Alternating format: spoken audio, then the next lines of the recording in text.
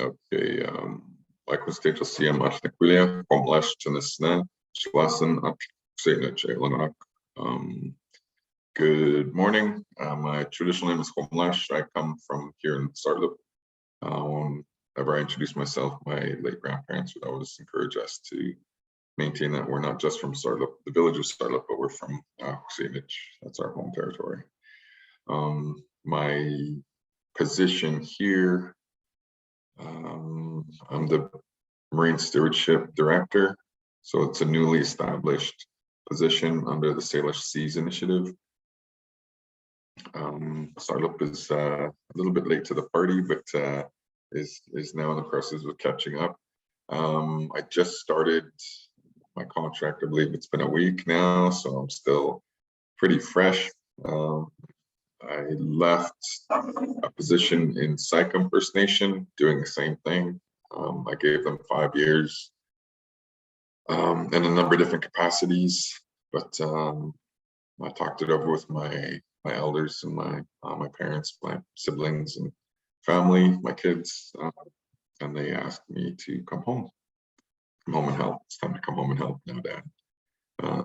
It's nice because I can literally like roll out of bed and get dressed and walk across the street and go to work. I'm very passionate here at home. I grew up close to the water. People that don't know me know my family. Toronto Canoe Club is my family, Norse family. They call us beach kids, so we're very passionate about anything to do with the water. It's exciting to me to be home to start a lot of these initiatives with my friends and family members that I grew up with, and inclusive of those that are away from home as well. See what's going on within our territory. It's exciting and it's daunting at times. Because there hasn't been someone in this role, there's a lot of ground to cover. There's a lot of different initiatives. Like, we're in this new room and it's really nice, but I can tell you right now, probably within 6 months to a year, we're going to outgrow this place and be expanding into other areas. One of the first tasks that they gave me is to develop a strategy that looks at our boat ramp. So the viability of our boat ramp, looking at plans, community input, I think it needs to be evaluated. It's great that there's been some upgrades, but there's a whole different demographic, I think, that was left out of how it looks and how it possibly could be. So there's a bit of a budget set aside to look at developing that strategy. And it's exciting. I think it's coming out of the pandemic, as of today, I think we're allowed to have meetings, which is exciting because I spent a long time in my previous role being unable to meet with community members at all, which was definitely a challenge. So looking at, and I know how passionate people from Tsartlip are about the territory. There is also funding in our budget to purchase a vessel, which is super exciting. We don't have a community boat. I've been in communities, smaller communities, that have like 2 and 3 vessels for their staff to be, reviewing what's going on in the territory, whether it's observation, whether it's fisheries, whether it's, these kinds of things. Tsartlip hasn't had that capability. So it's a lot of ground to make up in a short amount of time. I already see spin-offs coming from some of the work that we're going to be doing, which is really super exciting. What that looks like for leadership and the role expanding here, that to me is really exciting. And of course, addressing the concerns. There's a ton of concerns, and I can see frustration on social media regularly. Community members that have not been heard. So our people are very passionate about their homelands and their territories, and they haven't had that capability of reaching out, and we can help mitigate those struggles for sure. You name it, I've probably done it. I worked with Canadian Coast Guard for a number of years. I spent 12 plus years as an elected leader here in Tsartlip. I've sat on numerous boards and committees across Canada. I attended post-secondary at University of Victoria and post-college, working my way towards undergrad in anthropology.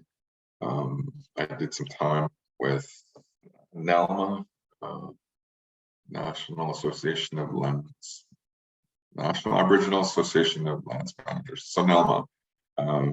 So I did some time at the University of Saskatchewan for that. I also did language revitalization through the University of Victoria, so I spent some time immersed in St. Jonathan's Wells, our language here. Oh goodness. I'm a father, now a grandfather. I have my Hannah, she's my oldest, my daughter Layla, my son William, he's now 12. And my granddaughter, she lives with us as well. She's a year old. Family man, I live close with my siblings. My brothers are basically next door. My parents are very close by as well. Yeah, that's my a little bit of my background. Academically, professionally, I taught scuba for quite a number of years too. So anything to do with below, anything around the water, again, it's beach kid related. It's fascinating to me. There's other areas I'd like to get into and hope that we're able to expand the department into. Looking at sustainability of fisheries within the inlet. Boating, we have a boat ramp, we have a boat launch. We invite people to our community to launch their boats, but we're not prepared should there be a boating emergency. How can we mitigate some of those concerns? Micro and macro, like the smallest things, drainage into the bay is a concern for me. There was a fire on the weekend. I spent Saturday afternoon.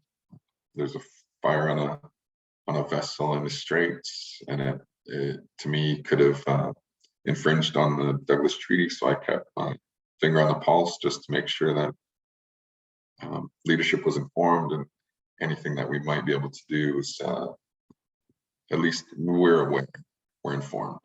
So yeah, I don't know what else we want to get into in terms of my background, but kind of some of it anyway.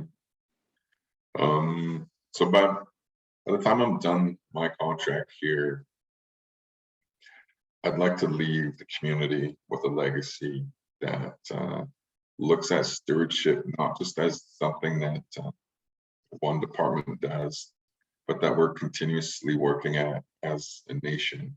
And I know that it's already happening within a lot of families within our nation, but it's bringing it more to the greater population. Knocking down walls and working with our neighbors, I think it's what they would call reconciliation in action. So looking at building relationships, working relationships with members, officers that have the same concerns that we have, whether it's pollution, whether it's overfishing, whether it's emergency planning, mitigating different, anything from the technical point of view on the water, on the beaches, right into like boardrooms, whether we're looking at the WLC or the CRD or relationships with our school. So developing those relationships, enhancing educational opportunities, leaving for the nation to just pick up and run with. I don't want to handcuff myself to be here forever. There's a lot of other things I'd like to accomplish during my time, but I really want to raise this up as much as I can, create the profile for the community and make it so it's community based. It's not just one department thinking they can run roughshod over the place. Everybody has something to offer, and it's important to me that everyone's heard. And like I said earlier, a lot of our people haven't been heard for a long time.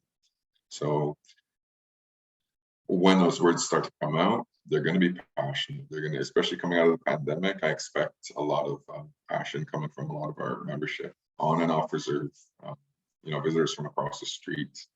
What does that look like? So I'm excited for the opportunity. I'm happy to be home. I'm looking forward to the challenges. I'm looking forward to, creating something very, very special for the community. It took a little bit of time for Stewardship to get involved with Sailor Seas Initiative. So we're kind of late to the party, as I mentioned earlier. But in no way, shape, or form has the leadership sold out any rights or put any burden on the community. Stewardship still does not officially agree with the TMX pipeline, and if anything, Stewardship's taken a stance to say that we don't agree, but we're here, we need to be heard, and we do need to build our technical capabilities, and that's part of what I've been tasked with.